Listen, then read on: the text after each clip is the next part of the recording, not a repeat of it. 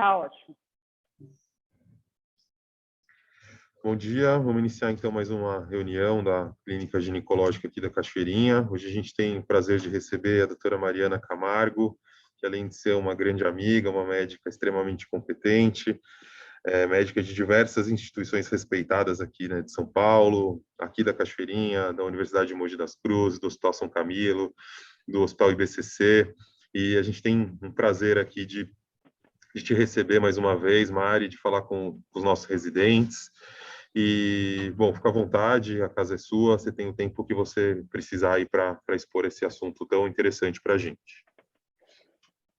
Muito obrigada, Luizão. Muito obrigada, equipe do hospital, pelo convite, a todos que sempre acreditaram no nosso trabalho. Eu sou fã do Luizão, todo mundo sabe. É um prazer muito grande fazer parte dessa instituição tão renomada e poder falar um pouquinho de um assunto que eu gosto bastante, um assunto muito delicado, e que a gente trabalha e estuda todos os dias para poder diminuir a chance de recidiva, diminuir o tumor e fazer com que as nossas pacientes tão queridas vivam mais.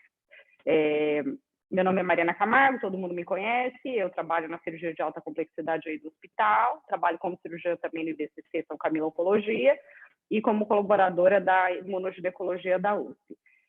Qualquer dúvida que vocês tenham, se vocês quiserem interromper, perguntar, não tem problema nenhum, sintam-se à vontade.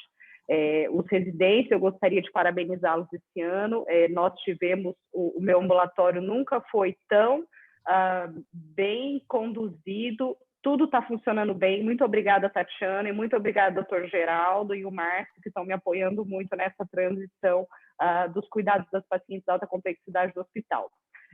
Vamos lá, então, falar sobre câncer de ovário. Eu fiz uma aula mais enxuta, não é uma aula voltada para oncologistas, mas sim voltada para ginecologistas. Então, caso tenham dúvida, não hesitem em perguntar. O que eu souber, a gente responde. O que eu não souber, nós procuramos juntos. Eu estou fazendo mestrado em câncer de ovário, só para vocês saberem. Então, assim, é uma doença que me traz muita curiosidade em estudar. E é uma doença que ela é muito agressiva. Então, assim, vamos ver o que a gente sabe, o que a gente pode acrescentar para que diminua a chance dessas doenças voltarem e as pacientes melhorarem o mais breve possível. Bom,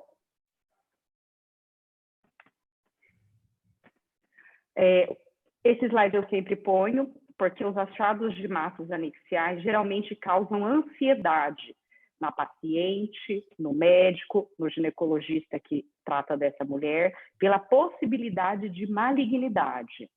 Mas a maioria dos tumores são benignos. Por mais incrível que pareça, a maioria dos tumores que chegam para nós, oncologistas, não são malignos. A maioria vem benigno. Então, quando a paciente chegar no consultório de vocês, ginecologistas, com um tumor, com uma massa complexa, multilobulada, tenham muita calma nesse diagnóstico. Calma não quer dizer demora, mas tranquilizem a paciente, pois muitas vezes esses tumores são benignos. Peçam os exames e tranquilizem. Exames com brevidade, mas sem deixar essa mulher alarmada. Como anatomia dos anexos uterinos, temos os ovários, que os óvulos vêm, do ovário e são captados pelas tubas uterinas. Os ligamentos uterinos, né? Ele está ligado ao útero pelo ligamento útero-ovário. Nós temos também o ligamento tubo-ovariano. As dimensões de um ovário normal variam de 3 a 5 centímetros de comprimento a 2 a 3 centímetros de largura e 1 a 2 centímetros de diâmetro e pesam de 3 a 8 gramas. De anatomia, como a anatomia do ovário, ele se localiza na fossa de Waldeyer. Nós temos uma localização do ovário que ela pode ser muito variável, porque ele é um órgão móvel. Veja que na cavidade abdominal, o ovário é o único órgão branco. Por que ele é branco? Porque ele não tem peritônio. Se ele tivesse peritônio, a espécie humana se extinguiria, porque nós ovularíamos, a mulher ovularia, e aí o óvulo ficaria preso no peritônio. Então, ele não tem peritônio em sua superfície. Veja que tudo é cor-de-rosa e o ovário é branco. Este é o grande problema do câncer de ovário, porque ele faz o spread peritoneal. Ele passa as metástases para a cavidade abdominal. Vascularização do ovário, muito importante. Poxa, eu estou fazendo uma cesárea, a paciente está sangrando do ovário. O que eu tenho que olhar? Eu vou tentar sempre fazer hemostasia ovariana. Poxa, eu tive uma aderência, eu tive uma lesão ovariana. Se não parar de sangrar de jeito nenhum, ou numa cirurgia que eu tenha que retirar o ovário, lembrando que a retirada dos ovários acontece somente em último caso, nós temos que lembrar que a artéria ovariana, ela vem do pedículo anexial, ela não tem relação importante com o útero. Nós temos aqui a artéria aorta, a veia cava, e nós vemos que as ovarianas vêm aqui, elas vêm de cima. Então, essa vascularização ovariana, ela vem de cima dos ramos principais. Então, se essa paciente começa a sangrar aqui do ovário, nós temos que ter em mente que essa vascularização está vindo lá de cima e que, em último caso, eu tenho que ligar o pedículo anexial. Tá? Sempre, nesses momentos, se for possível, visualizar o ureter, porque veja como ele é próximo ao pedículo anexial, ele é muito próximo e ele parece demais. Então, o risco de lesão, ele existe, é muito significativo. Como que eu vou achar isso, Mariana? Eu vou abrir o ligamento largo lateralmente e vou procurar o ureter. Achei o ureter, pego um mixter, separo o ureter e aí eu ligo o pedículo anexial, por exemplo, numa esterectomia. Mas sempre que possível visualizar esse ureter. Nós sabemos que nem sempre é possível, mas sempre que for ligar o pedículo anexial, tentar visualizar o ureter. Qual a função do ovário? Hormonal e ovulação. Por isso ele não tem a serosa, que é o peritônio. Problema, spread peritoneal. Como o óvulo sai, olha que figura linda. O câncer também sai, infelizmente, e faz implantes peritoneais. Veja esse útero, veja essa bexiga com implantes.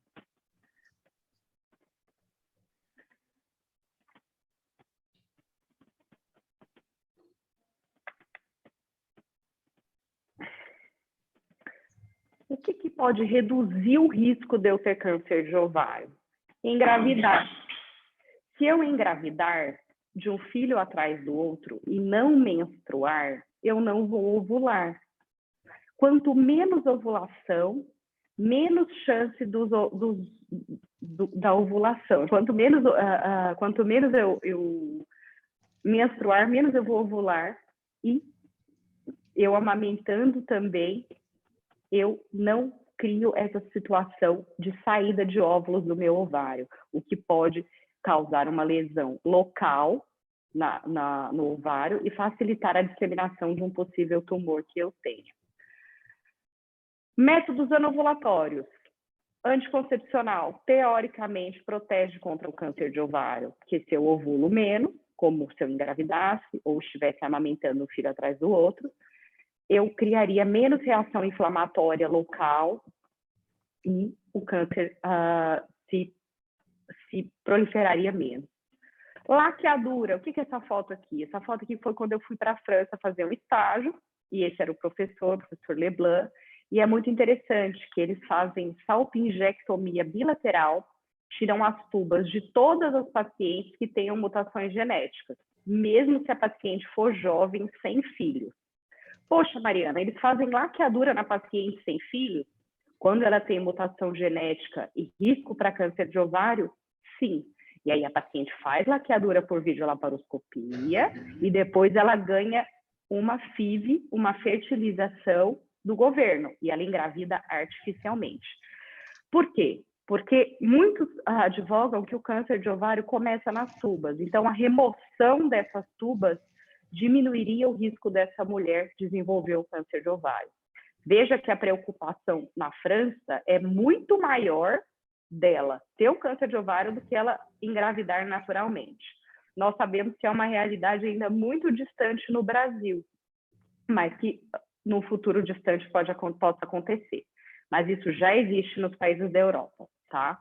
E a histerectomia, quando tira o útero, a gente sempre orienta tirar a tuba junto, né? O ovário a gente faz a preservação se a mulher ainda tem função ovariana. Mas assim, histerectomia. A histerectomia, eu não vou ter útero, eu não vou ter as tubas, então diminui sim o risco do câncer de ovário, tá? O que aumenta o risco do câncer de ovário? Idade. Nós sabemos que a idade mais avançada aumenta os riscos de câncer de ovário. Meio ambiente, muito difícil, mas alimentar, você pode ter uma dieta inflamatória, você pode ter um aumento da inflamação que se causa numa inflamação local ovariana, que se traduz numa inflamação local ovariana. Genético, minha mãe teve câncer de mama, minha avó teve câncer de ovário. Lembrar, vou falar mais adiante, do risco aumentado de câncer de mama, ovário e intestino, como os BRCA1 e BRCA2.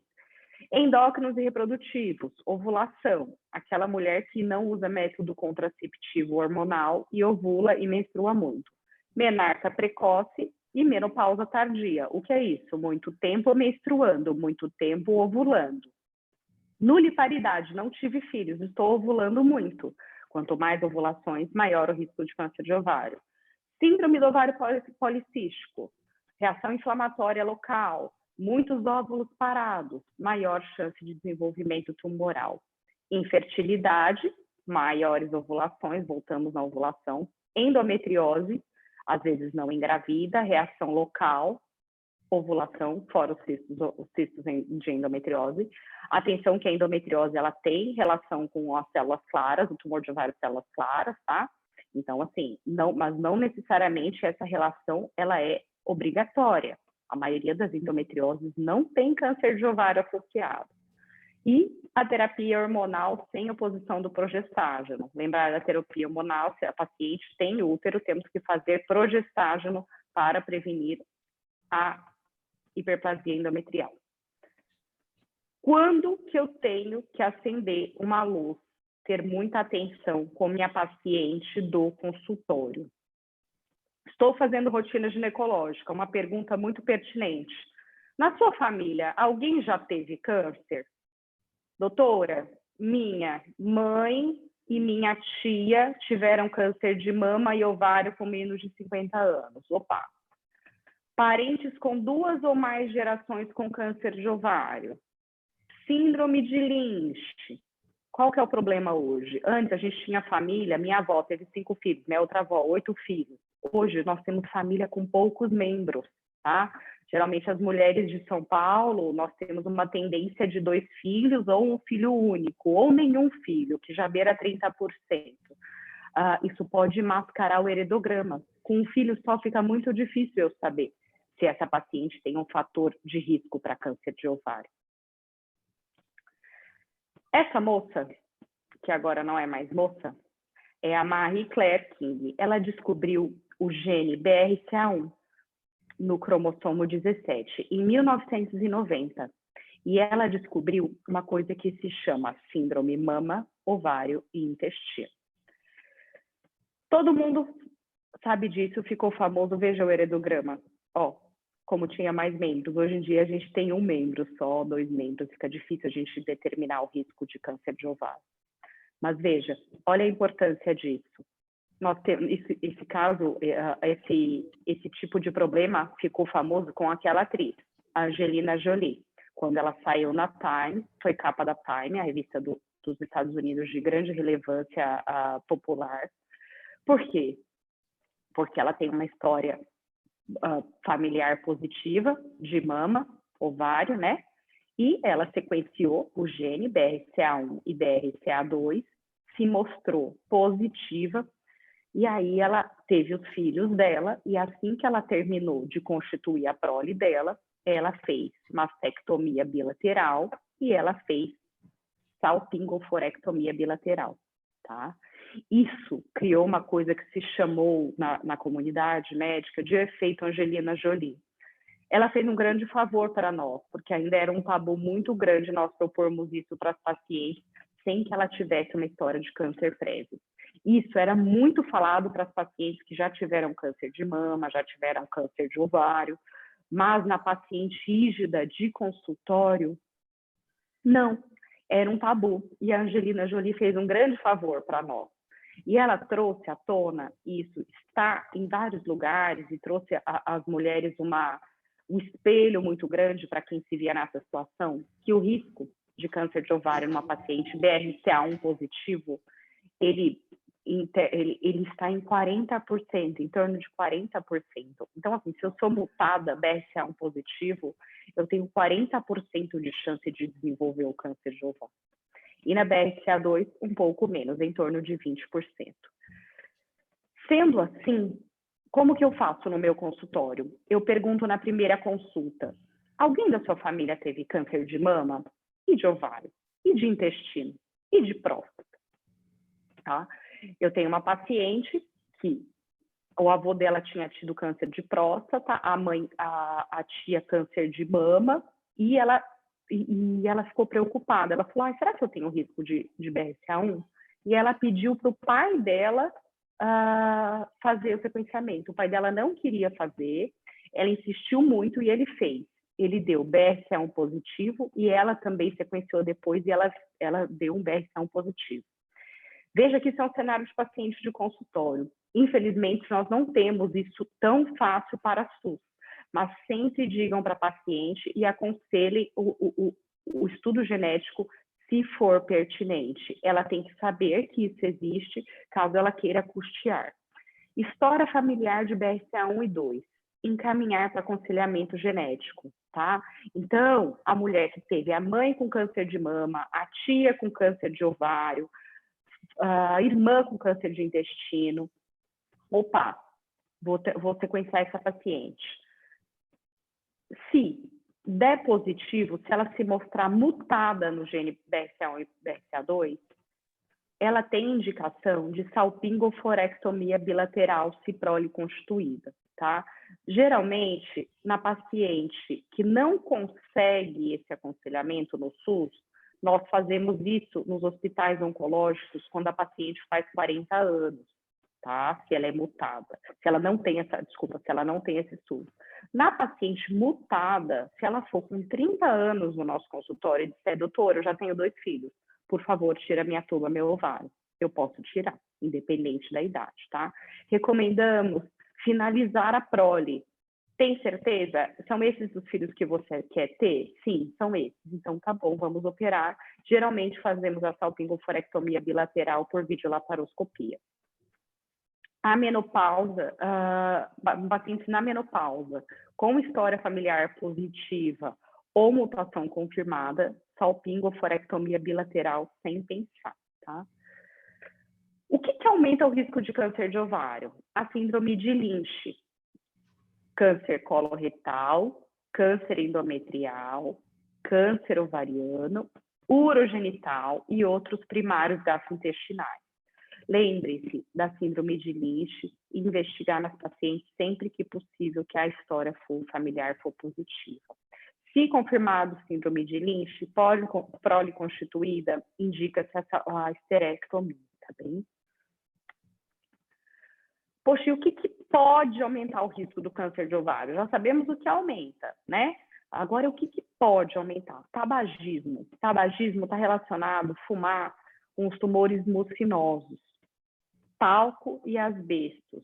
Exposição à asbestose e talco. Dieta gordurosa, o aumento de peso. Hoje temos um problema muito importante no Brasil, alimentar. Nós temos uma sobrepeso e obesidade muito significativo. Isso aumenta a reação inflamatória, isso aumenta a síndrome dos ovários policísticos, isso aumenta a possibilidade de um câncer ovariano. Lembrem-se que o sobrepeso, o aumento de peso, todos só relacionam com endométrio, mas nós sabemos que isso pode ter relação com o câncer de ovário, sim. Relação, não temos certeza ainda. Endometriose, isso já está bem estabelecido, mas eu pus aqui no PODEM para não falarem, a paciente com endometriose, ela tem maior chance de câncer de ovário. Não necessariamente. A endometriose, ela tem relação com os tumores, principalmente de células claras, que nós chamamos de histologia desfavorável, é um tumor bem agressivo. Os meninos vêm, às vezes, comigo no ambulatório. Tumores endometrióides e serosos de baixo grau. Tumor de baixo grau é aquele que responde pouco à quimioterapia. Então, nós temos que pensar em cirurgia. Qual o grande problema do câncer de ovário? Não tem como rastrear. Mariana, não tem como rastrear? Não. Se perguntarem numa prova, qual o exame de rastreamento para câncer de ovário? Você vai responder, não há rastreamento efetivo, tá? Esse estudo, ele foi publicado no Lancet em 2009, ele é bem famoso, ele chama UCTOX. Eu lembro quando eu fiz residência, que eu era residente, eu apresentei ele, porque quando ele foi lançado, foi de grande importância para a comunidade médica.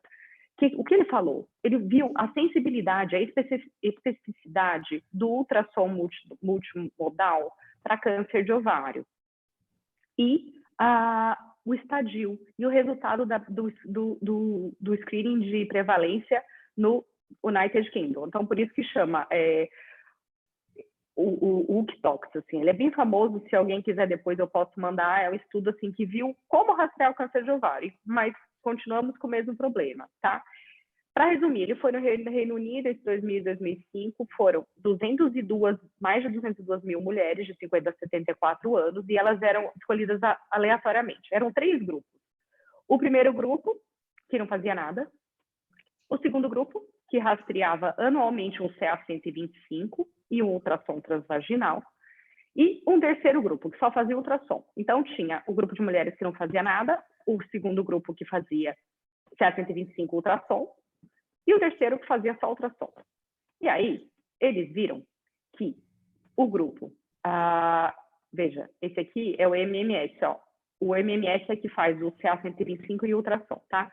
Olha só, a sensibilidade e a especificidade e o valor preditivo positivo para câncer de ovário primário e tuba aumentava muito, tá?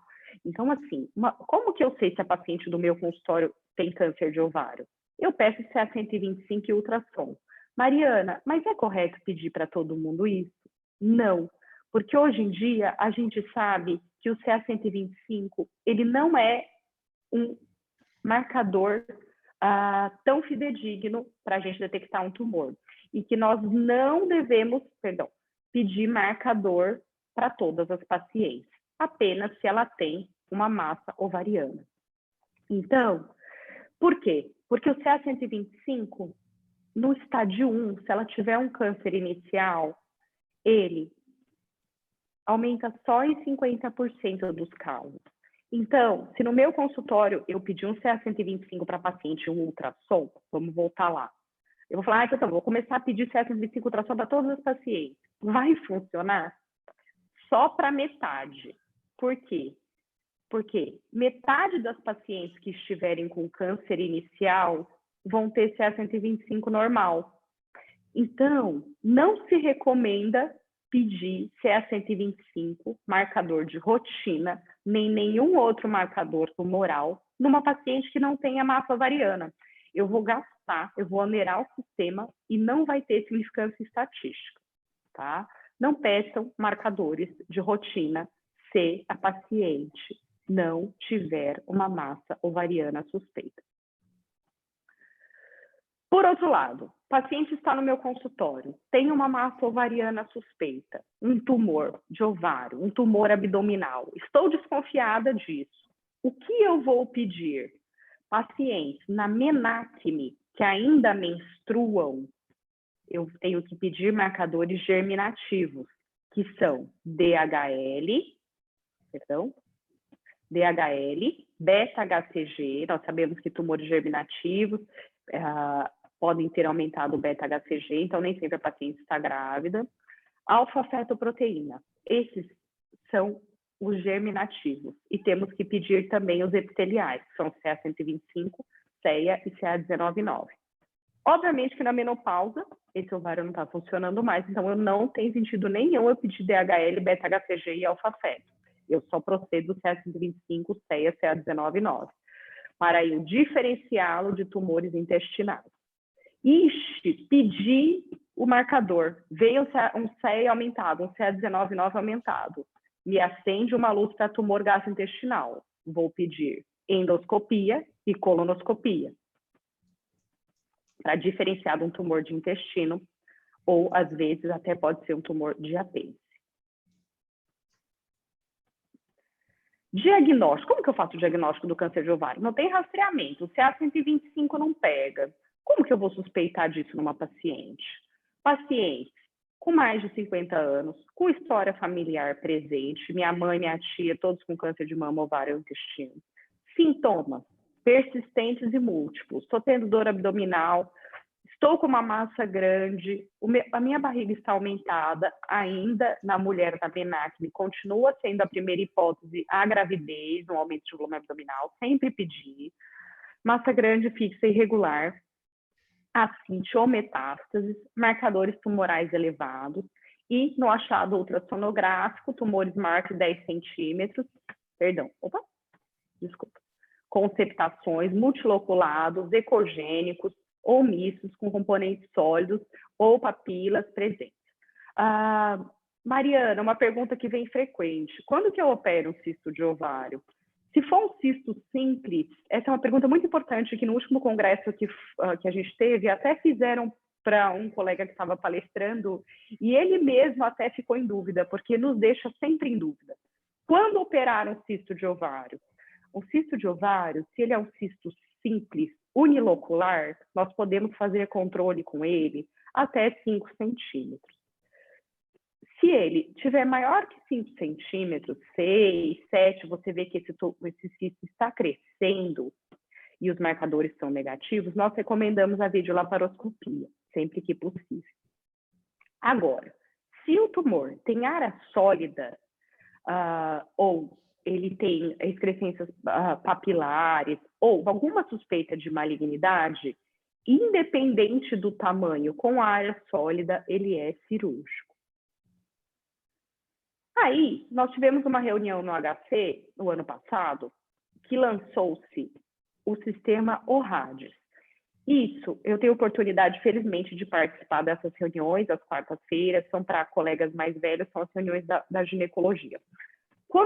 Naquela semana, havia saído esse artigo, que foi publicado o ORADES para ovário. O que é isso? Nós temos o TIRADES para tireoide, nós temos o BIRADES para mama, e agora nós temos o ORADES para o ovário.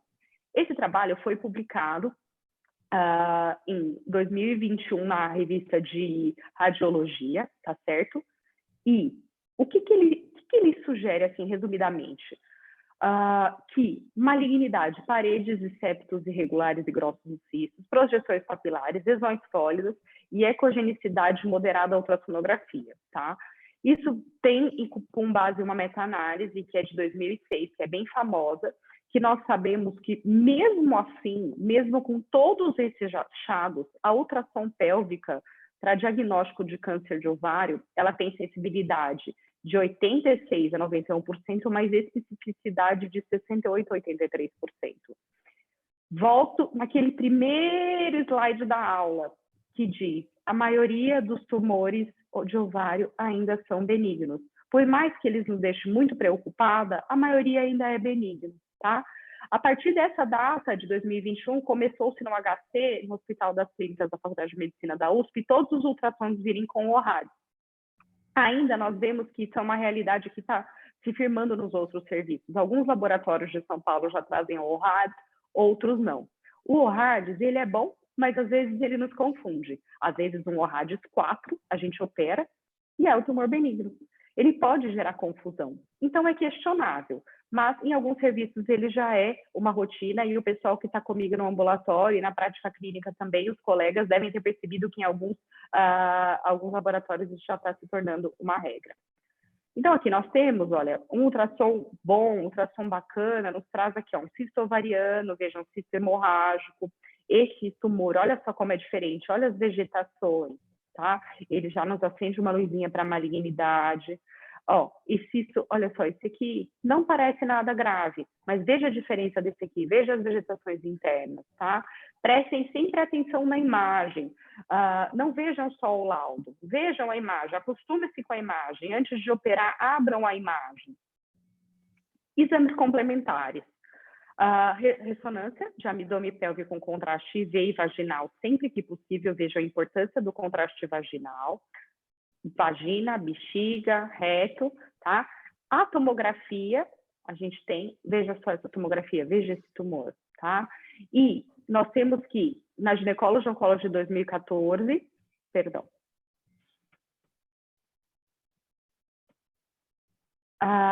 que a ressonância magnética é o padrão ouro para a subsequente avaliação de lesões indeterminadas pela ultrassom, tá?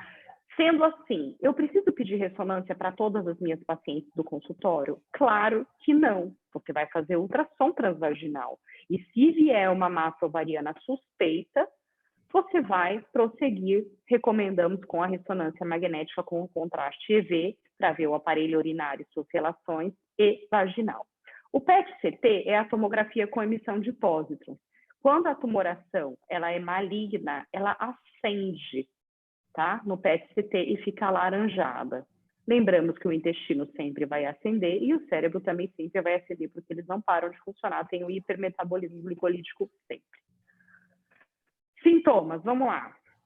Aumento do volume abdominal. Nem sempre vai estar assim. Cuidado no pronto-socorro obstétrico. Muitas vezes massas ovarianas são confundidas com gravidez. Dismenorreia, pode ter cólica, sangramento uterino anormal, alterações dos hábitos urinário ou intestinal por compressão, ou sem sintoma nenhum. Mariana, qual o problema? A maioria dos tumores de ovário não tem sintoma.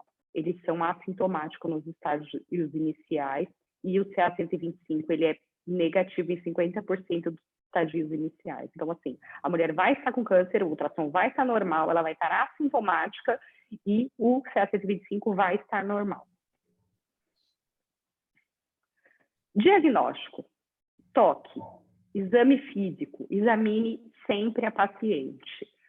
Tamanho em centímetro, consistência, forma, mobilidade, sensibilidade, uni ou bilateral. Lembrar que a ascite nem sempre é sinônimo de malignidade. Nós temos a síndrome de Meigs, que são tumores benignos com ascite derrame pleural.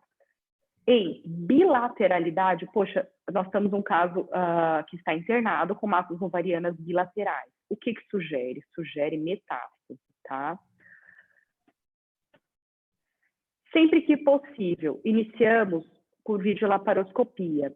Eu trago sempre esse vídeo porque, olha só, eram massas ovarianas bilaterais. Peço desculpa que a gente está filmando a tela, tá? Não está filmando coisa, mas olha o tamanho da massa. Não dá nem para a gente entrar direito na cavidade abdominal.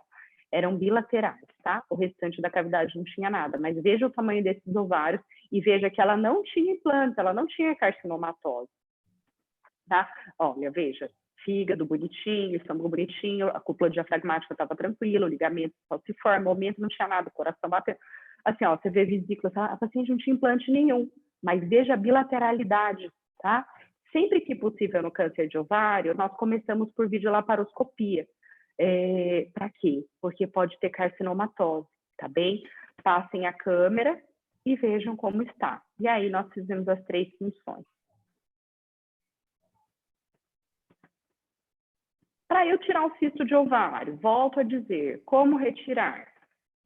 Primeira coisa que eu olho, insisto muito com os residentes, acha o ureter, doutora, não estou vendo o ureter, vem aqui mais cranial, que é mais fácil ver ele mais cranial que caudal. Doutora, preciso abrir sempre o ligamento largo para ver o ureter? Não, se você está vendo ele aqui medialmente, não tem por que você abrir o largo e causar um problema. Agora, cistectomia, tiro só o cisto, ou tiro o ovário inteiro? Depende do caso. Se eu estou com suspeita de malignidade e a paciente é mais velha, já tem prole constituída, sempre tire o ovário. Ô, doutor, é um cisto dermoide, é um teratoma numa menina. Preciso tirar o ovário? Não, eu só tiro o cisto, cistectomia. Se eu olhar e ver implante na cavidade, entrei para operar um cisto de ovário, ai, mas está cheio de implante, está cheio de bolinha. Tira o implante, chama o patologista e congela. Se ele disser que é maligno, essa paciente pode ter um tumor ovariano. Investiguem sempre o restante da cavidade. Façam sempre o inventário da cavidade. Ah, doutor, eu estou operando aberta, não estou operando por vídeo. Não tem problema. Passem a mão. Façam o inventário olhando as cúpulas diafragmáticas, o fígado, o ligamento falciforme, toda a pelve, todo o abdômen, as alças intestinais. Peguem o doyan, levantem para poder ver a cúpula, tentem olhar e passem a mão no retroperitônio e pélvico. Ixi, achei um linfonodo, achei alguma coisa aumentada. Se você for habilitado, tente tirar. Se não, chame um colega que é habilitado. Peçam ajuda. Um problema frequente, a peça do ovário romper, tá? Sempre que possível, a gente tirar a peça no endobag. Nós temos também o endobag caseiro, que nós fazemos em todos os serviços SUS, que chama o luva bag. O importante é tirar íntegro. Em casos de cisto simples, sem suspeita de malignidade, não tem problema em aspirar. Obviamente que o ideal é sempre colocar no saquinho antes de aspirar. Depois que tirou a massa, o que é ideal? Congelar. Eu tenho um patologista na sala e eu vou entregar para congelação. A biópsia por congelação pode ser utilizada no perioperatório para a definição terapêutica nos casos duvidosos. Nível A. Alta sensibilidade e especificidade, principalmente a dados clínicos laboratoriais. Nível de evidência A. Os erros diagnósticos são mais comuns nos casos de tumores mucinosos. Mucinose é aquele que produz mucinose que produz uma geleia, e borderline. Um tumor borderline de maligno incerto. Pode acontecer muito erro, tá? Esse é nível de evidência A. Poxa, Mariana, por que eu começo por vídeo, então, se ela tem um tumor de ovário tão grande? Para evitar que você abra a barriga de uma paciente assim, ó. Isso aqui é uma carcinomatose de algumas pacientes que eu operei, que eu infelizmente não operei, né? Ou operamos depois de 3 ciclos de quimioterapia. Se você passar o vídeo e se deparar com essa situação, você faça as biópsias. Se possível, tire a massa. Se for impossível, faça biópsia de locais. A gente sempre recomenda fazer de peritônio, alto assim, tá? E sempre sem usar energia. Façam com tesoura, puxem isso aqui, façam com a tesoura e aí depois cauterizem. Biópsias de lesão suspeita de carcinomatose, evitar usar energia. Por quê? Porque tem área de necrose associada e você pode queimar a única área tumoral que você ia entregar ao patologista. Então, tira com a tesoura e depois você queima, tá? Cuidado para não biopsiar o intestino. Mas, assim, esses casos, como a gente procede? A gente não opera, a gente passa o vídeo, faz a biópsia, congela, deu positivo, tira o vídeo, ou se tira a massa sempre que possível, e faz 3 ciclos de quimioterapia, e avalia a citorredução de intervalo. Não é possível a citorredução de intervalo, ela faz 6 ciclos, tá? Por que, então, que eu faço a vídeo? Para avaliar a ressecabilidade do câncer de ovário. Já vi que é um câncer, não é um cisto simples, não é um teratoma, não é um cisto ovulatório. Poxa, aí essas 2 pessoas aqui têm uma importância muito bacana na medicina. Esse homem chama-se Sugar Baker e essa mulher chama Fagotti, Ana Fagotti. O que eles viram? Eles criaram critérios para você fazer uma videolaparoscopia na paciente e avaliar a ressecabilidade. Poxa, dá para eu operar esse ovário? Vamos ver. Por quê? Porque estamos sempre em busca da citorredução completa. O que é citorredução completa? Eu tirar toda a doença ovariana. Todos esses focos que estão causando esse espédio peritoneal, tá? Esse artigo, ele é bem legal. Eles avaliaram o tratamento cirúrgico e os paradigmas para câncer de ovário avançado e redefiniram a doença residual ótima. Então, o que é o ideal? Eu só vou operar o câncer de ovário, pôr a mulher e fazer a laparotomia depois que eu vi aquela situação, quando eu conseguir tirar toda a doença. Resumidamente, esse foi o trabalho da Ana Fagotti, que ela pôs isso por videolaparoscopia, e aí isso foi publicado depois, que deve a laparoscopia ser inclusa no câncer de ovário avançado, antes na cirurgia de intervalo. Então, ela viu isso para predizer a cirurgia inicial e para ver o câncer de ovário avançado, recidivado. E, assim, foi muito bacana, porque ela nos ajudou muito. Ela nos ajudou de forma que a gente, passando a videolaparoscopia, a gente consegue ver, ela e o Sugar Baker, se essa doença é ressecável ou não. Resumidamente, tumor na pelve é sempre ressecável. Útero eu sempre consigo tirar, ovário eu sempre consigo tirar, tubo eu consigo tirar, bexiga eu consigo tirar e reto sigmoide eu consigo tirar. Qual o problema? Intestino delgado. Uma doença no meso do intestino delgado, como aquela paciente que eu mostrei anterior, veja só, ela tinha muita doença no meso. Eu não consigo tirar todo o delgado dessa paciente. Essa paciente não sobrevive, então eu não opero essa paciente. Agora, uma paciente com doença ressecável no útero, reto sigmoide, pequenos implantes, eu consigo tirar segmentos do intestino e tirar os órgãos pélvicos. Então, essa videolaparoscopia ou a laparotomia para avaliar a ressecabilidade, a laparoscopia mais moderna, obviamente, nos avaliam se essa paciente vai para a quimioterapia, faz 3 ciclos antes de eu operar, ou se ela já vai para a cirurgia inicial.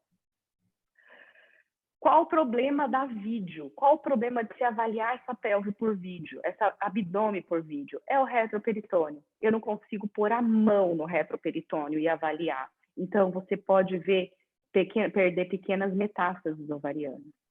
Implantes no sítio de punção. Tomar muito cuidado nos trocar. E romper inadvertidamente a cirurgia, que altera o estadiamento de uma paciente com tumor 1A para 1C. Esse é o grande problema. Então, assim, passar o vídeo antes é bom, mas saibam que ele tem limitações, principalmente linfonodal. O diagnóstico do câncer de ovário não tem como. Um tumor ovariano, ele sempre, de suspeita de malignidade, ele sempre merece cirurgia. E a cirurgia ainda é o gold standard para avaliar uma massa anexial, porque ainda não tem técnicas não invasivas para diagnosticar um câncer de ovário. Ou seja, tem que tirar o cisto ou o ovário inteiro. O estadiamento é cirúrgico. Nós temos, resumidamente, restrito ao ovário ao tuba, 1A só um ovário, 1B só ambos os ovários com a cápsula íntegra. 1C1, rompeu o cisto na cirurgia. 1C2, antes da cirurgia, o tumor na superfície. 1C3, citologia positiva. Não vou me prender muito a isso, mas resumidamente, 2, tumor em um dos ovários com extensão para a pelve. Uterotubas, outros tecidos. 3, tumor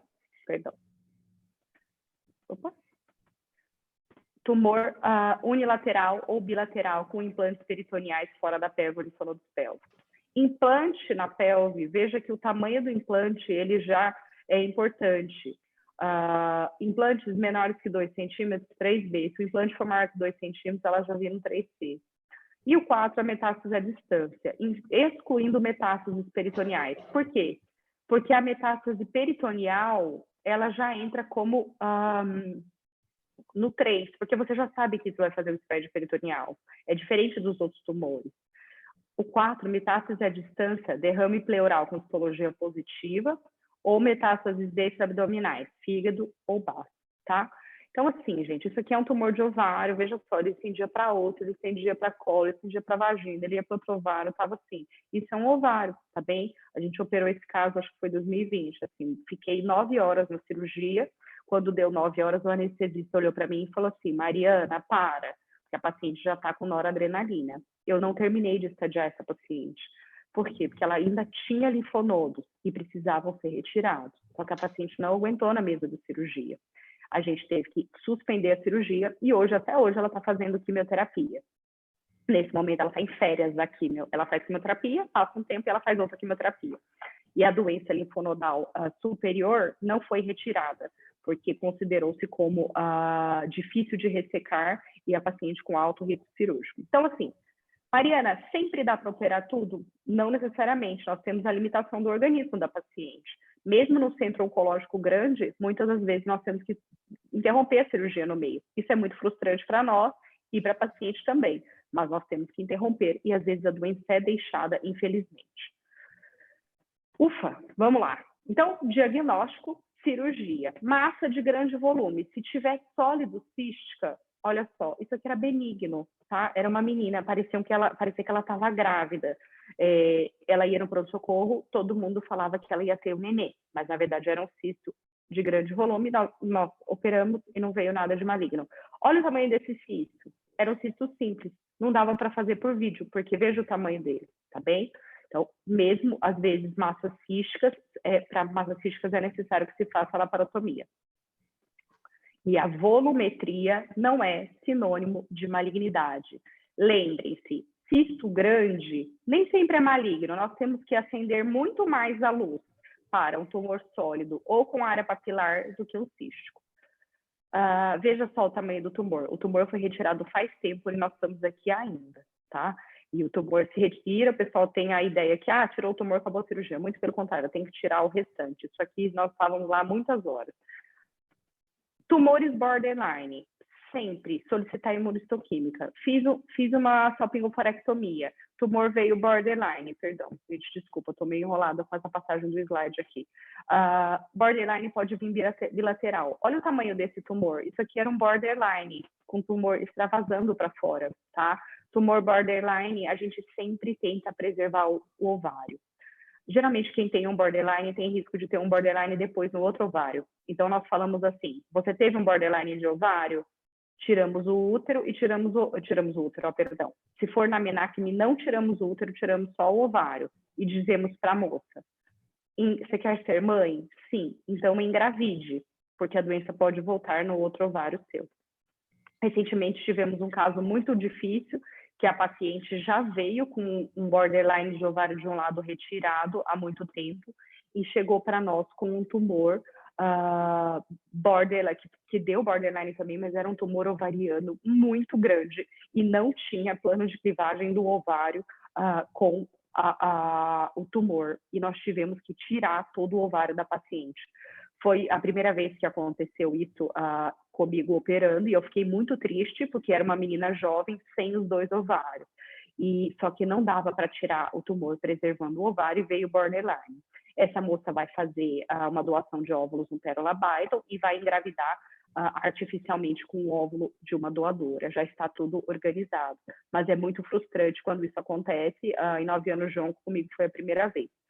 Por que eu trouxe essa história? Para ilustrar que nem sempre a gente consegue preservar o parênquima ovariano, tá? Mas sempre que possível preservar na mulher, na menacme, o útero e o outro ovário e dizer para ela, engravide. Se ela não quer engravidar, esterectosalpingoforia bilateral e omentectomia depois dos 40 anos. Poxa, Mariana, sempre dá para ressecar? Nem sempre. Nós sabemos que o ressecabilidade, ele é cirurgião dependente. Poxa, não sei mexer em fígado muito bem, vou levar quem sabe. Não sei tirar o baço, vou levar quem sabe. Ainda não sou boa de diafragma, vou levar quem sabe na cirurgia comigo. Por quê? Porque todos os focos tumorais têm que ser retirados, independente do cirurgião saber ou não. A paciente não tem que pagar pela sua curva de aprendizado. O trabalho em equipe. O trabalho em equipe é muito importante. Nós temos que tirar toda a doença. Essas são fotos de um reto peritônio que estava cheio de doença, 2 pacientes diferentes, e assim, tem que ressecar até a renal. Nós sabemos que a linfadenectomia no câncer de ovário, ela ainda é muito questionável. Nós temos um estudo lá, e o Matheus tem uma aula maravilhosa à disposição para nós no site do Cachoeirinha. E essa aula, ela trabalha muito essa questão da linfadenectomia sistemática, de fazer linfadenectomia sempre nos casos de ovário. Muito legal, não vou me ater muito a esse tema aqui, porque a aula do Matheus está muito bem explicada. Recomendo que depois dessa aula minha, que assista essa aula. Matheus Rosinho, linfadenectomia no câncer de ovário. Só para finalizar, nem sempre, para finalizar a linfadenectomia, nem sempre ela precisa ser feita. Hoje em dia, a ESGO, que é a European Society of Gynecology Oncology, e o NCCN, que é o National Comprehensive, que é o guideline que a gente usa para câncer, se você for olhar na risca, não precisa fazer linfadenectomia para todos os cânceres de ovário, tá? Quando que a gente faz? Quando nós temos linfonodos aumentados. Então, assim, eu operei a paciente, tirei tudo, mas, nossa, tem os linfonodos grandes aqui. eu tenho que tirar. Não posso deixar um linfonodo bulk, que a gente chama linfonodo aumentado, numa paciente com câncer de ovário de jeito nenhum, tá? E a importância do trabalho em equipe. Para eu entrar para fazer ovário, eu tenho que ter uma equipe treinada, uma equipe sem pressa para ir embora, uma UTI que segure a minha paciente. Eu não tenho que buscar o meu filho na escola, eu não tenho que pegar o carro no Lava Rápido, eu tenho que estar naquela cirurgia quantas horas forem necessárias. Muito bom. Modernamente falando agora, se vocês forem em congressos oncológicos, vocês vão se deparar com isso aqui. O que é isso, Mariana? Isso aqui é o que se fala agora, que se chama perfil molecular. O que é um perfil molecular? Câncer de ovário hoje, nós falamos em imunistoquímica e nós falamos em seroso de alto grau, células claras, mucinoso e baixo grau. Praticamente são esses 4 os principais, tá? Por que tem essa divisão? Por que você não pôs todos os tipos histológicos antes, Mariana? Essa aula antes eu punha câncer de ovário, epitelial, mucinoso, germinativo. Por que você não coloca mais? Porque agora a gente trabalha dessa forma. Nós falamos quando tem um câncer de ovário em seroso de alto grau, seroso de baixo grau, células claras e mucinoso.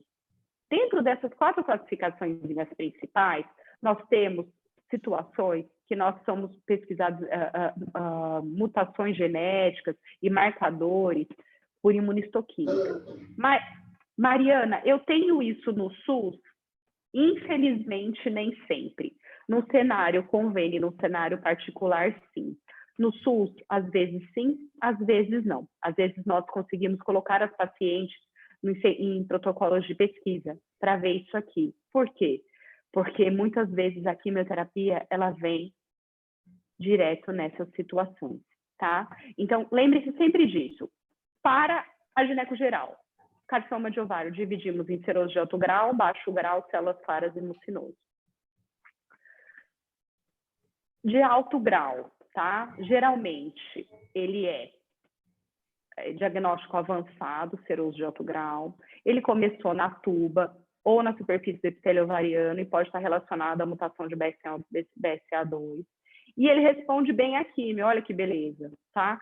80% responde à químio. Por quê? Porque como ele é de alto grau, ele expõe a maquinária celular, ele se replica muito. Então, o quimioterápico consegue chegar lá, mas o prognóstico não é tão bom.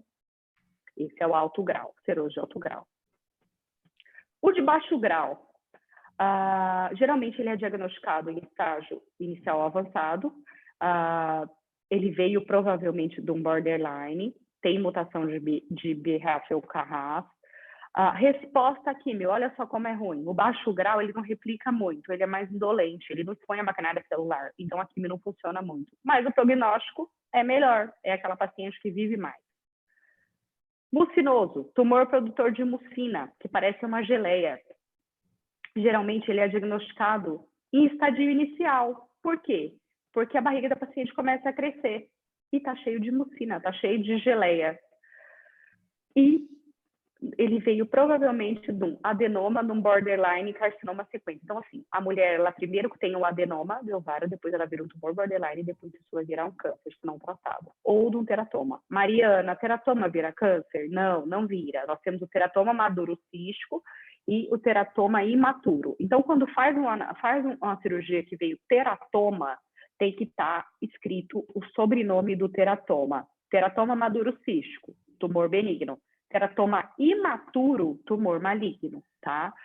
Mutação genética de KRAS e RBB2. E olha a resposta à químio do mucinoso. 15%, responde menos ainda. O que a gente faz para mucinoso? Faz quimioterapia hipertérmica intraperitoneal. O que é isso? Jogar o quimioterápico dentro da barriga da paciente, resumidamente, grosseiramente falando, e para acabar com toda aquela geleia, aquela proliferação de mucina local que acontece. Qual o problema da quimioterapia hipertérmica intraperitoneal? O pós-operatório. Você só faz a HIPEC, a hipertérmica, quando você vai conseguir ressecar toda a doença. se você vai deixar a doença, a HIPEC não tem um papel muito estabelecido na literatura. Quem quiser se aprofundar mais, tem um material para oferecer. E o prognóstico é mais favorável em tumores mucinosos. Aqui eu estou só falando de câncer de ovário, tá, gente? Não estou falando de tumores benignos mucinosos. Quando o tumor é mucinoso, ou ele é um cisto adenoma mucinoso, que é benigno, ou ele é um cisto adenocarcinoma mucinoso. Nós estamos falando aqui do cisto adenocarcinoma. São os 4 subtipos principais, 5, desculpa, de câncer de ovário. Muito bom. Então, o mucinoso, ele responde pouco à quimioterapia sistêmica, mas responde melhor à hipertérmica intraperitoneal, e o prognóstico dele é mais favorável. Próximo, endometriose de células claras. Mariana, por que você fez um quadradinho só nesses dois? Por quê? É muito parecido. E a relação com a endometriose.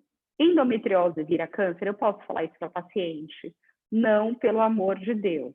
Mas lembrar que tumores de endometriose que estão crescendo ou estão causando dor na paciente ou tem área sólida devem ser removidos, tá? O carcinoma, adenocarcinoma endometriose, prognóstico é favorável, e o células claras nós chamamos de histologia desfavorável. Por quê? Porque o prognóstico dela não é muito ruim, tá? Essa é a revista de patologia 2018, que essa classificação está bem escrita lá, se alguém quiser procurar. Poxa, operei o câncer de ovário. E qual o problema do câncer de ovário? Micrometástases. Operei, tirei toda a doença. Poxa, parabéns, você é um grande cirurgião. Mas e agora? O que eu faço com a paciente? Eu tenho que avaliar se ela vai precisar de quimioterapia. No estádio 1, qual que é o estadiamento do ovário? Lembre-se que era cirúrgico. Eu tenho que operar a paciente, fazer a vídeo na paciente, para eu ver onde está a doença. No estádio 1, ela tem 90% de sobrevida em 5 anos. Já no estádio 3, essa sobrevida cai para 25%. E, no geral, mais ou menos 45% sobrevive em 5 anos. Uma coisa muito importante que eu queria trazer é assim: a quimioterapia para câncer de ovário, geralmente no estádio 1A, com a cápsula íntegra, a gente não faz. Nos estadios subsequentes, sempre avaliar, e se estiver com dúvida, não hesite em mandar para a avaliação do oncologista clínico. Por quê? Porque assim como nós fizemos especialização em gineco e ginecocirúrgica, o oncologista clínico fez clínica e especialização em quimioterapia. Então, quem vai decidir se vai fazer ou não a quimioterapia nos casos duvidosos, não somos nós, é o especialista, o oncologista clínico. Por isso, sempre ideal operarmos esses casos em centros oncológicos de grande porte. Procedemos assim no Cachoeirinha. No Cachoeirinha fazemos casos oncológicos e suspeitos iniciais, mas infelizmente nós não temos a equipe necessária para uma citorredução de grande porte. Então, recomendamos que esses casos sejam encaminhados como assim o fazemos. E lembrar sempre da máxima: juntos somos mais fortes que sozinhos. Nunca eu sozinho sou melhor que uma equipe. Lembrar que o mais novo pode ter ideias muito boas que o mais velho. Sempre discutir com os mais novos. Sempre pedir a opinião da turma mais nova. Muitas vezes eu trabalho com os residentes do HC, trabalho com os residentes do Cachoeirinha e trabalho com os residentes do São Camilo Oncologia, o antigo IBCC.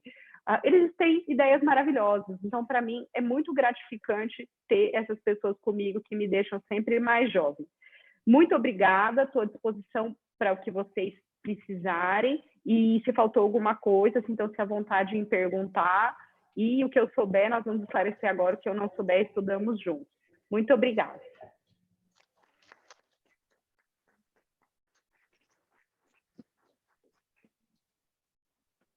Boa, Mari. Show de bola. Obrigada, Luizão. Prazer trabalhar com você, meu amigo. Sou sua fã. Imagina, eu que sou. Isso aí. Bom, eu tenho umas perguntinhas, como sempre. Eu vou anotando aqui umas coisas que eu quero perguntar. Antes, vou ver se os residentes têm alguma pergunta, senão eu tenho. E alguém quer perguntar alguma coisa? Oi? A Bruna quer saber como que faz o segmento depois dessas pacientes. Muito bom, Bru. O segmento nós fazemos com de qualquer tumor. Nós lembramos de uma regra, lembra da mão, tá? Tumor de ovário, tumor de colo, tumor de endométrio. Os primeiros 2 anos são de 3 em 3 meses, com marcadores tumorais e exame físico. Mariana, e o exame de imagem? Preciso tomografar essa paciente 6 a cada 3 meses, fazer ressonância? Não necessariamente. Teoricamente, você precisa examinar essa paciente e pedir os marcadores tumorais. Qual que é o marcador? Dependendo do tumor que ela tenha, né? Se ela tiver um tumor mucinoso, às vezes eu tenho que pedir inibina. Se ela tem um tumor epitelial, seria CA-125. Então, seria com marcador e exame físico. E o exame de imagem? O exame de imagem, no Brasil, infelizmente, nós trabalhamos muito com a medicina defensiva, de pedir a tomografia de tórax, abdômen e pelve, ou a tomo de tórax e a ressonância de abdômen e pelve, ou raio-x de tórax e ultrassom de abdômen e transvaginal. Isso é muito, muito, muito criticado nos congressos. O brasileiro, ele é muito criticado por isso. Por quê? Porque a paciente americana, a paciente do Reino Unido, ela vem para nós e você pergunta assim, e os seus exames? Ela fala, não, doutora, lá ninguém pede de imagem. Só peçam exames quando a paciente está sintomática. No Brasil, como a gente faz? Infelizmente, a gente não faz isso. A gente acaba pedindo raio-x de tórax em nosso serviço e ultrassom de abdômen transvaginal, ou a tomo ou a ressonância. Não precisa ser a cada 3 meses, pode dar um intervalo um pouco maior. Mas o exame físico e o marcador, nos primeiros 2 anos, trimestral. Nos próximos 3 anos, semestral. E após 5 anos, teoricamente, 5 a 10 anos, aí eu brinco com os meninos que você dá tchau para a paciente, você pode dar alta no seu ambulatório nas histologias favoráveis. Tomar muito cuidado com tumor de células claras e de baixo grau, porque essas pacientes, elas podem, e mucinosos também, elas podem recidivar tardiamente. Então, assim, 2 anos, 3 em 3 meses. Nos próximos 3 anos, 6 em 6, deu 5 anos anual. Legal.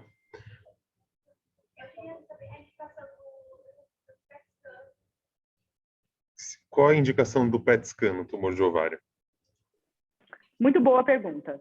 Se você tiver no consultório particular ou no convênio, você vai ver o PET-CT sendo pedido várias vezes. Mas a real indicação de um PET-CT no câncer de ovário é, para descartar a doença à distância. Eu vou operar essa paciente, vou fazer uma citorredução nela, mas tem um tumor no mediastino, vou pedir um PET para ver se ele acende. Porque se ela tiver doença à distância no mediastino, eu não vou operá-la, ela vai fazer quimioterapia primeiro, tá? Então, excluir doença à distância. 2, avaliar linfonodos suspeitos. Eu estou achando que essa paciente tem uma doença linfonodal. Então, importante. Então, o PET-CT, ele vai acender esse linfonodo. Agora, o PET-CT para ovário, ele é muito limitado. Por quê? Porque o ovário tem uma doença peritoneal. E o intestino, ele não para de acender no PET-CT. E ele pode confundir com o spread peritoneal. Uma situação que já aconteceu comigo em cirurgia, eu fui operar com um colega e eu mesma coloquei os 3 exames pregados na parede da sala. A gente ia fazer uma HIPEC, uma quimioterapia hipertérmica. Era um dos primeiros casos, faz alguns anos já. A paciente tinha marquinha de biquíni, ela era linda, toda bronzeada, arrumadinha, ela tinha 0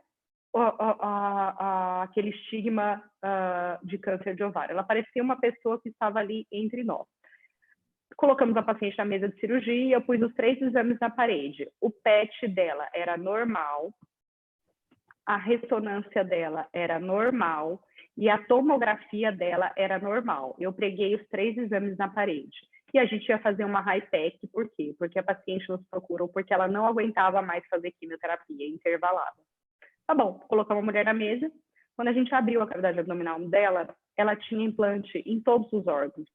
Ou seja, mesmo com todos os exames de imagem de boa qualidade, o padrão ouro para avaliar a metástase intraabdominal ainda é a cirurgia, seja vídeo ou seja a laparotomia. Essa paciente a gente abriu, a gente fechou, e depois de uns 6 meses ela faleceu. Então, assim, não é porque o PET está normal, a ressonância está normal e a tomo está normal que a paciente não tem metástases intraabdominais, porque elas podem ser bem pequenininhas e não pegarem nos exames de imagem. Legal. Alguém mais? Bom, da plateia não tem mais perguntas, mas eu tenho algumas perguntas aqui que eu queria te fazer. Então, você falou da correlação genética, né, daquela coisa mais básica que a gente faz lá no consultório, né, de perguntar antecedente familiar para os pacientes e tal. E eu queria que você falasse um pouquinho mais sobre a questão do risco do câncer de próstata, assim. Porque a gente sabe que o câncer de próstata é super prevalente, né? Tem aí alguma estimativa aí de que talvez todos os homens, se chegarem aos 100 anos, todos vão ter câncer de próstata. Então, quando que a gente deve considerar a história familiar de câncer de próstata como sendo fator de risco, se a paciente não tem, por exemplo, nenhuma outra história, nem de mama, nem de intestino, nem de ovário, como que a gente pode proceder? Olha, Luizão, é muito interessante você investigar toda a história, o heredograma da paciente. Só que nós vamos cair naquele velho problema da família pequena, né? É muito fácil você fazer um heredograma quando cada uma das pessoas do heredograma tem 8, 5 filhos. Hoje em dia, nós trabalhamos com 1 ou 2 filhos. Então, assim, fulano teve câncer de próstata. Um caso isolado, ele não nos preocupa tanto. Porque, como você mesmo disse, nós vamos... É uma doença, infelizmente, que acomete muitos homens e a tendência, hoje em dia, é dos seres humanos viverem cada vez mais. Então, vão aumentar os casos de câncer de próstata. Agora, o pai teve câncer de próstata, a irmã do pai teve câncer de mama, a mãe do pai teve câncer de intestino, a outra irmã teve câncer de ovário, aí realmente nos acende uma luzinha. Caso você esteja no consultório e a paciente questione você no cenário particular e diga, eu vi na televisão que o câncer de próstata, eu posso ser mutada, eu posso ser um BRCA1 positivo, eu recomendo que você mande essa paciente para uma avaliação genética. Você não vai fazer isso. Você vai encaminhá-la para os laboratórios de São Paulo. Nós sabemos que os laboratórios particulares todos têm um setor de genética e ela vai passar com um médico que se chama geneticista.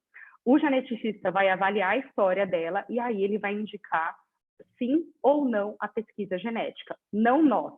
Agora, em casos que a paciente tem uma história familiar muito positiva, eu recomendo que, mesmo que ela esteja ótima, ela seja encaminhada ao setor de genética nos laboratórios de São Paulo ou nas grandes instituições.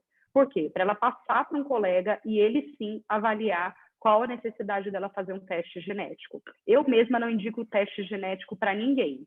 Eu falo, olha, sua história familiar é muito positiva, vamos encaminhá-la para uma colega para avaliação genética. Legal.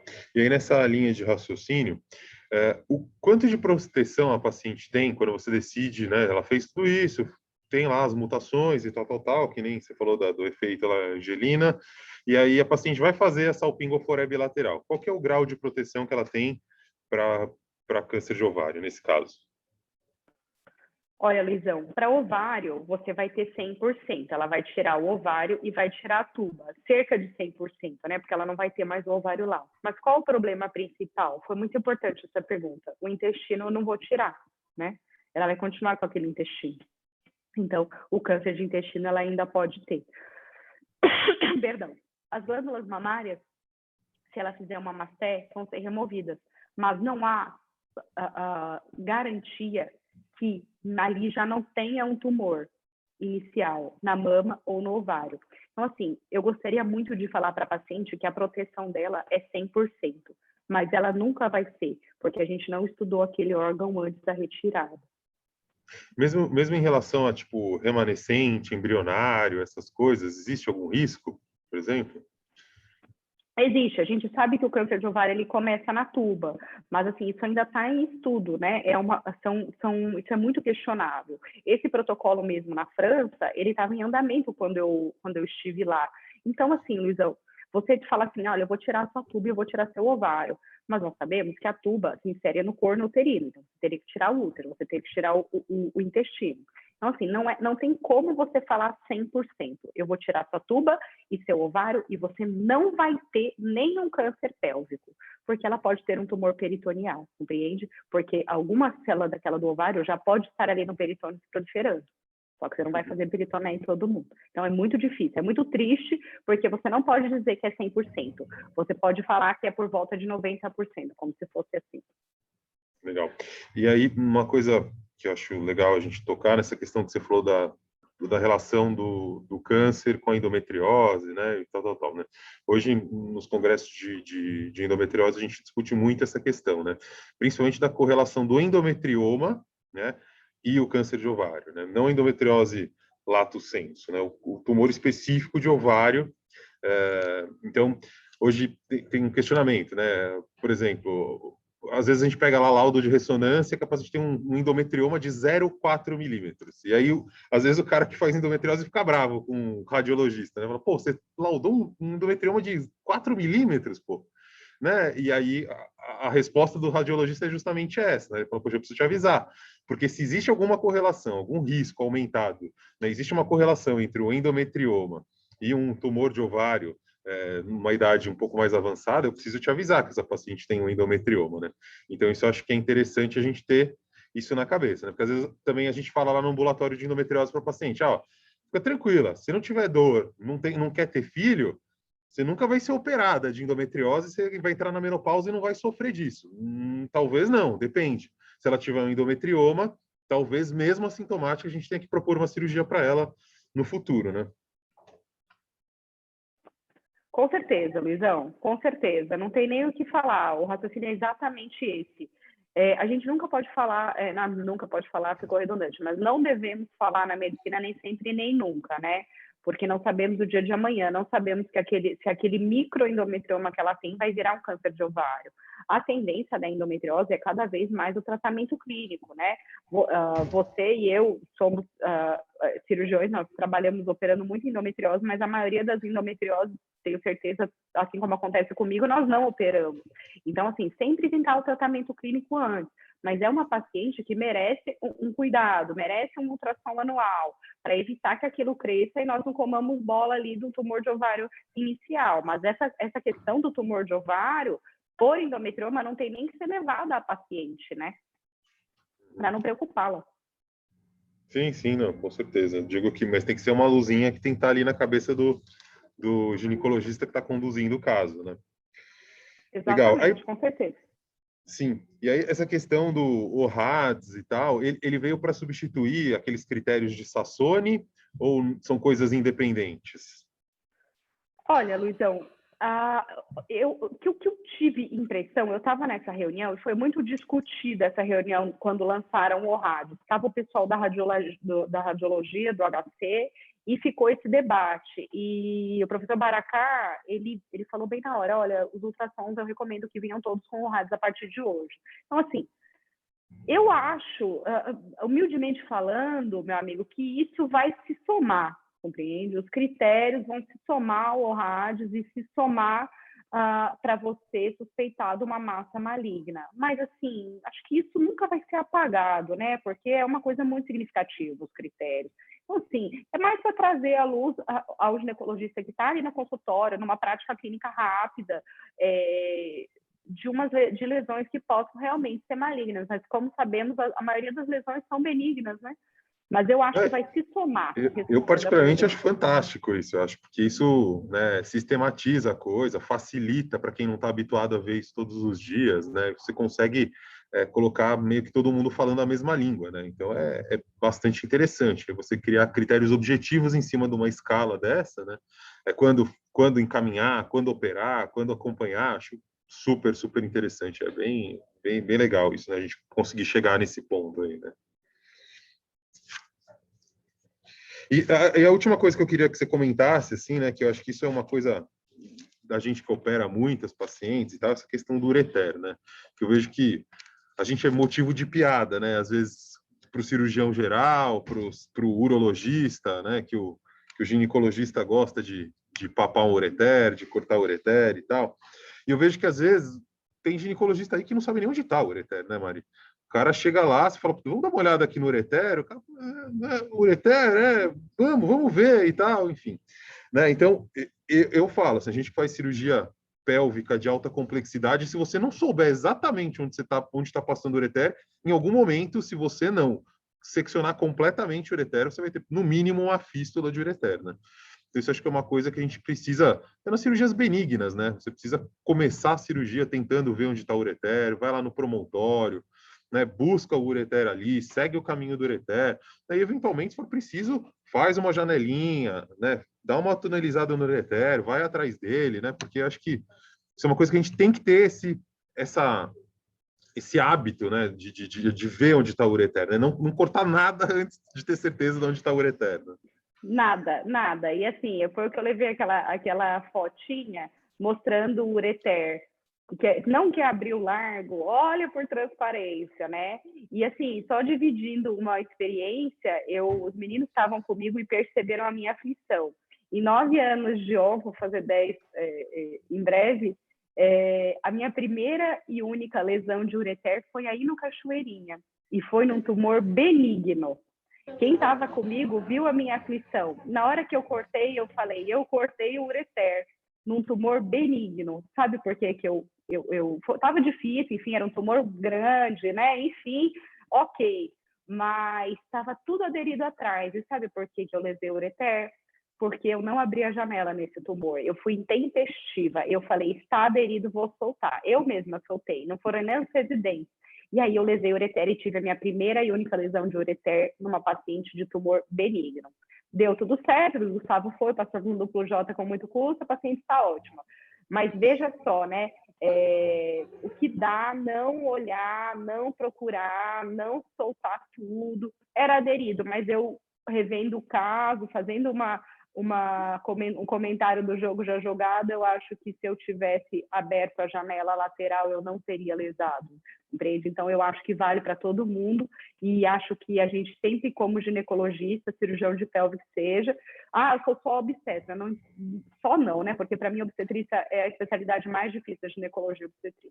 Então, assim, eu faço só parto, tudo bem, tem que estar habituado a ver ureter sim, porque um dia você vai ter uma hemorragia puerperal e talvez tenha que fazer uma esteré, ou vai se deparar com uma pelve toda aderida e vai ter que mexer naquela pelve. Então, fica a recomendação, sempre veja o ureter, eu acho que uma ectópica, sim, tantos plantões, né, tantas situações que a gente se depara. Então, assim, fica a dica, veja sempre o ureter, eu acho que é uma situação que eu e você sempre batemos aí nessa tecla. E só para fechar esse assunto do ureter, no último curso que eu participei lá da Santa Casa de Anatomia, né, pélvica laparoscópica, que é bem legal e recomendo sempre os residentes fazerem e tal, uma das colegas lá o mestrado dela é em reparo de ureter por laparoscopia e tal, endometriose de ureter. E aí ela mostra um vídeo super interessante, assim, que todo mundo, né, é uma pergunta que sempre, eu já tinha feito isso para o urologista e os caras meio rateavam, assim, na resposta, né? O ureter, depois de cortado, ainda tem peristaltismo? E ela mostra vários vídeos, né, de que o ureter, ele continua com peristaltismo mesmo cortado. Então, às vezes, a gente tem essa ilusão, né? Acabou a cirurgia, você dá uma passadinha numa pinça lá, o ureter dá uma... Aí você fala, tá tudo bem, não aconteceu nada, né? E o cara nem sabe onde está o ureter passando lá para baixo, se ele está ligado, se ele está cortado, enfim, né? Então, tirar essa ideia de que o ureter é amputado ou ligado, que ele não teria peristaltismo, né?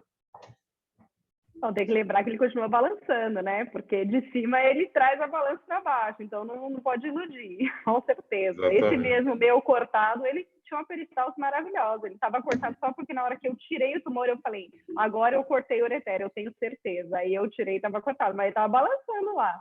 Se tivesse sido otimista, estava cortado até hoje. Isso aí. Mais alguma pergunta, gente? Não? Então tá bom. Mari, queria te agradecer mais uma vez, né, pela aula brilhante, pela competência, simpatia e sempre a boa vontade de vir aqui dar uma aula sempre completa, clara, atualizada. Né? Eu queria que todo mundo fosse assim como você, que, né, viesse assim de coração aberto e com essa boa vontade que você sempre tem, né, que você tinha desde que você era interna, né? Que eu acho que os meninos aí nem sabem, quando eu era R1, a Mari era interna, ela que me ensinou a fazer dondopa no pronto-socorro. É. É Isso que eu aí, sempre Mari, fui brigadão. mala, né, Luizão? Chata pra caramba, mas é isso Imagina. aí. A gente segue junto, né, meu amigo? Eu sou chata, mas é por um bom motivo, né? Imagina, a gente só tem que agradecer, Mari. Brigadão mesmo, viu? Obrigadão, Luizão. Obrigado, presidente. Obrigada pela ajuda esse ano, organizar o ambulatório. Vocês estão sendo nota 10, viu, gente? Nunca meu ambulatório esteve tão organizado e estamos conseguindo aí fazer o serviço dentro do possível. Luizão, queria agradecer também os internos, os residentes estão rodando comigo aqui no IBCC também, no São Camilo, e está funcionando muito bem. O primeiro grupo estava meio atropelado, mas o segundo grupo agora está perfeito. Então, está tudo direitinho. Muito Ótimo. obrigada. O ano que vem eles vão estar o mês inteiro aí com você. Vai ser ótimo. Show. Obrigada, gente. Valeu, Um abraço. Mari. Beijo. Tchau, tchau. Beijão. Com Deus.